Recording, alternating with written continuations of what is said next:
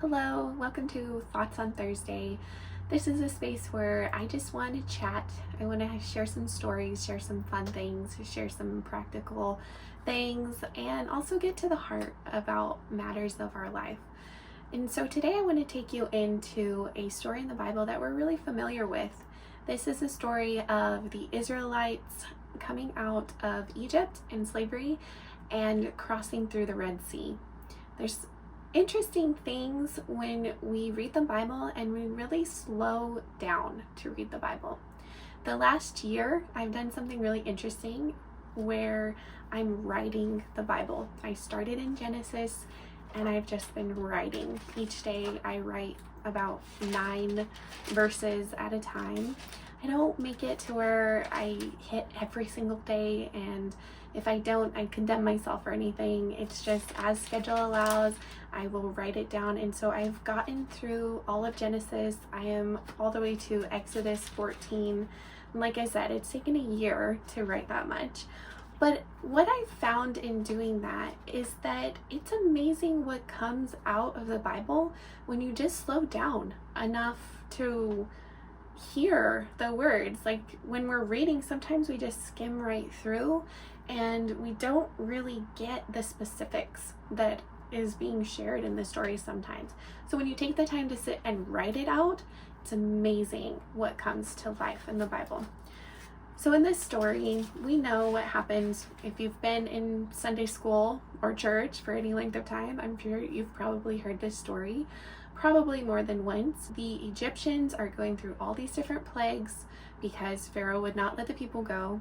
Finally, he lets them go and they're fleeing the country. They're escaping out to the wilderness. But let's go back to the 8th plague right now. This was the plague of the locusts.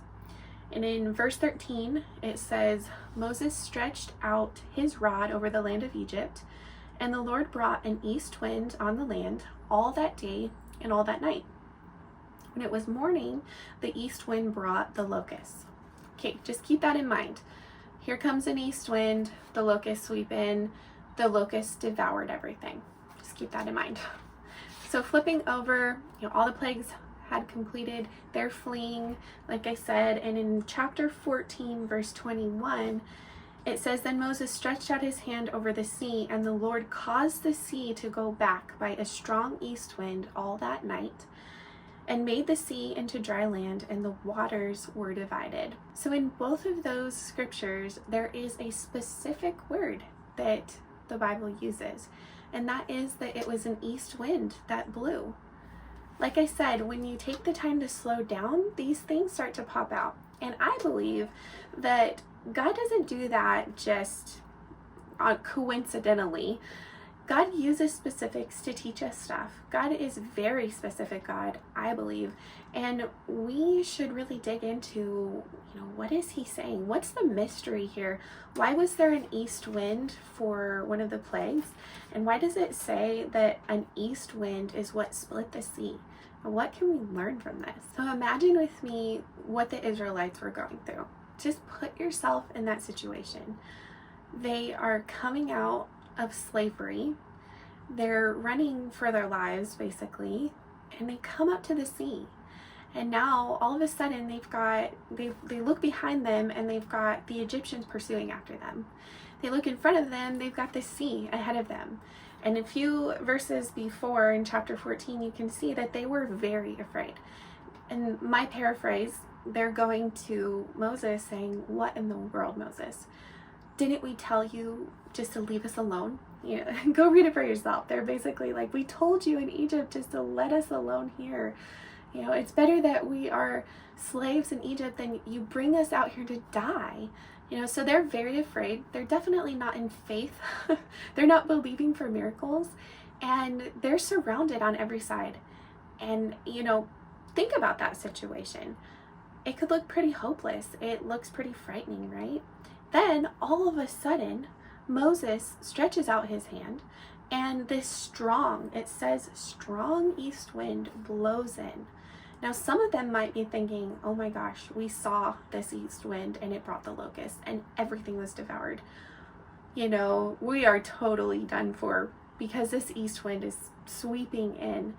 And this strong east wind was going on all night long, it says, and it was dividing the waters. Now, put yourself there, like I keep saying, like imagine that you and your family are there. I mean, I'm sure I would be terrified. I'm sure I would be looking around trying to make sure all my kids are close. I would be wondering, okay, where's my husband? Where's my family? I'm not sure we're going to make it out of this alive, so, we got to stay together, that kind of thing. And now Moses, their leader, is asking them to step into the sea. And a lot of times in Sunday school, we see that story and it's like this cutesy little thing of them walking on dry land, and how amazing. That was terrifying, if you really think about it, right? I mean, this wind is blowing, and I'm not sure if you've ever been in a strong wind. I'm sure you probably have. Especially if it's around sand and sea. I mean, you're getting pelted in the face with sand. There's water blowing in your face. I mean, they're just putting one step in front of the other, maybe not even seeing what's in front of them. And they are wondering, I mean, this is my imagination, is that they wonder if at any moment those walls of water on each side of them might crash on top of them and instantly their lives would be lost, right? I mean, I don't think it's a stretch of the imagination to think that this was one of the most terrifying things that they ever had to endure. I believe that it could have been some of the hardest challenges, even coming out of a brutal slavery. I mean, they're facing life and death now. They're facing, are we even going to make it across? Are the Egyptians going to catch up to us? Are we going to be taken back? All of these different things. And this was a major, major challenge that the Israelites were going through. So going back to the east wind, what is the significance about the east wind? Well, several other places in scripture, it talks about an east wind as being a destructive thing. The east wind is found in the book of Jonah. The east wind is also found in the book of Job. I mean, these are characters that we also know that did not have a peachy experience as well. The east wind really is a symbol of destruction a lot of times.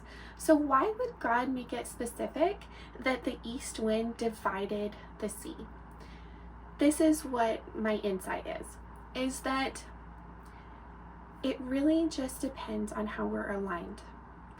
Are we aligned as an Egyptian that's far from the Lord, that is not obeying his commands, not in relationship with him? Or are we positioned as the Israelites, that were the chosen of the Lord, that were called of the Lord, and set apart as his own? And that is really the distinction between the east wind. The east wind came on the Egyptians and devoured them. Yet the east wind came and delivered the Israelites. That was the thing that pushed the waters back and allowed them to go through and come to the other side of the sea. The issue with this that I think we wrestle with in our life is that the east wind of God's judgment and destruction came on both the unbelieving Egyptians and the chosen people, the Israelites. That is the thing that we wrestle with in this life, is that the winds of destruction come on everybody. We live in a fallen world. We live where there's ends all around us. This whole world is progressing forward to an end. And so just because we are the children of God doesn't mean we are immune to loss. At any moment, loss can come, ends can come, whether it's small losses in our life of just disappointments or things not going the way we had hoped, or big losses like losing a loved one, having a tragic situation really sweep us off our feet. Right now, our church is going through major loss. They're dealing with grieving over the pastor's son that died tragically. And there's a lot of questions that come with that. why? Why would a 34-year-old adult be taken so soon in life? That's pretty young, and we all know stories like that. We all are acquainted with people, or maybe you've had it yourself, where someone was taken way too young and it left you with major voids and a lot of questions in your heart. How we are positioned and how we respond to those challenges and those losses are really what matter. Are we aligned with God's heart? Are we aligned with his purposes and his will? Are we obeying his commandments?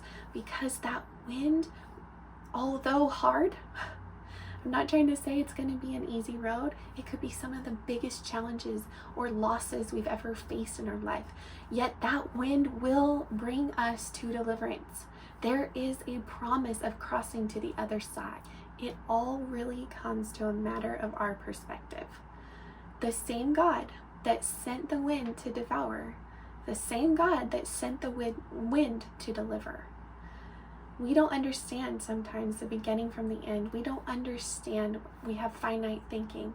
But God has placed in us eternity in our hearts. This is coming from Ecclesiastes 3:11. He places eternity in us so that we can look beyond the ends of this world and how everything's progressing towards an end. Everything that we have that is earthly is coming to an end. Even our marriages, even our, role as mother, even our role as pastor's wife, ministry leader, however that looks, all of that is progressing to an end, and then we step into eternity. And God has put that eternity in our hearts even right now. And so what I want to encourage you on today is just to take inventory of your heart. How are you aligned? Just because you are saved doesn't mean that you're properly aligned sometimes. There could be things that you're not obeying, and so that alignment matches up with an Egyptian, right, in this story analogy. And so take inventory of, when that wind blows, when that storm comes, because we are all guaranteed storms in this world. As much as we hate to even say that and acknowledge that, it is true. We are encountering storms and more all the time as the world goes on. So how is that wind going to affect us? Will it devour us? Will it deliver us? That is the beauty, because there is no storm too strong that will defeat God's people. It's just true. You see it over and over, and this story is a beautiful example of that. They got through that, and the Egyptians pursued after them, and the waters came and devoured the Egyptians. And when they got to the other side, just go read the story. It's awesome. There was like a major rejoicing. Of course, right? They just went through the hardest experience of their life, didn't know if they were going to live through it, and now they got to the other side and they're seeing their enemies killed. They're seeing their enemies devoured in the water. So they just rejoiced and they sang to the Lord, and they were on the other side. I love in verse 27, it says, Moses stretched out his hand over the sea. Once again, we're seeing this a lot, right? And when the morning appeared, the sea returned to its full depth. When the morning appeared. All night long, they're facing this strong east wind, and they're facing life and death. And that could be us too. We go through dark nights. We go through long nights. We go through nights of storms. But when the morning comes, the morning might be a couple days, the morning might be a couple months, the morning might come in a couple years. I don't know. Everybody's story is different. But when the morning appeared, the waters went back to their normal. And that's incredible. I think about the scriptures that say, sorrow may last for the night, but joy comes in the morning. So how are you positioned? How are you aligned? When these storms come, are you going to be devoured, or are you going to be delivered? Be blessed.